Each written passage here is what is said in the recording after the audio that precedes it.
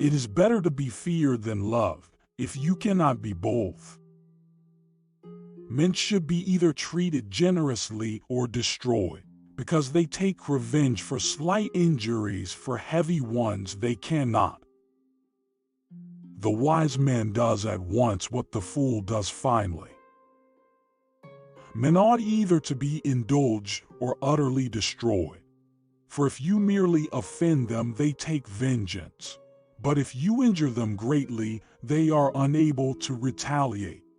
So that the injury done to a man ought to be such that vengeance cannot be feared. There are three kinds of intelligence. One kind understands things for itself. The other appreciates what others can understand. The third understands neither for itself nor through others. This first kind is excellent, the second good, and the third kind useless. War should be the only study of a prince. He should consider peace only as a breathing time, which gives him leisure to contrive, and furnishes as ability to execute military plans. Men are so simple and so much inclined to obey immediate needs that a deceiver will never lack victims for his deceptions. A son can bear with equanimity the loss of his father, but the loss of his inheritance may drive him to despair. If an injury has to be done to a man, it should be so severe that his vengeance need not be feared. There is nothing more difficult to take in hand, more perilous to conduct, or more uncertain in its success, than to take the lead in the introduction of a new order of things.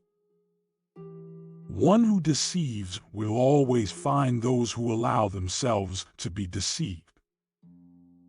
It is necessary for him who lays out a state and arranges laws for it to presuppose that all men are evil and that they are always going to act according to the wickedness of their spirits whenever they have free scope. God is not willing to do everything, and thus take away our free will and that share of glory which belongs to us.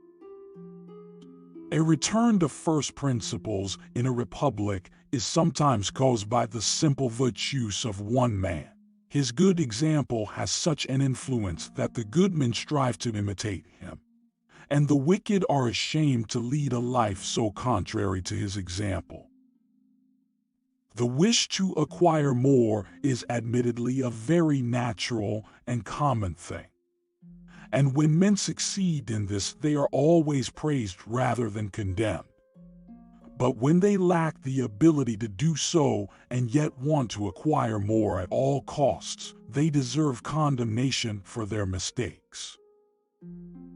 Since it is difficult to join them together, it is safer to be feared than to be loved when one of the two must be lacking. To understand the nature of the people, one must be a prince, and to understand the nature of the prince, one must be of the people.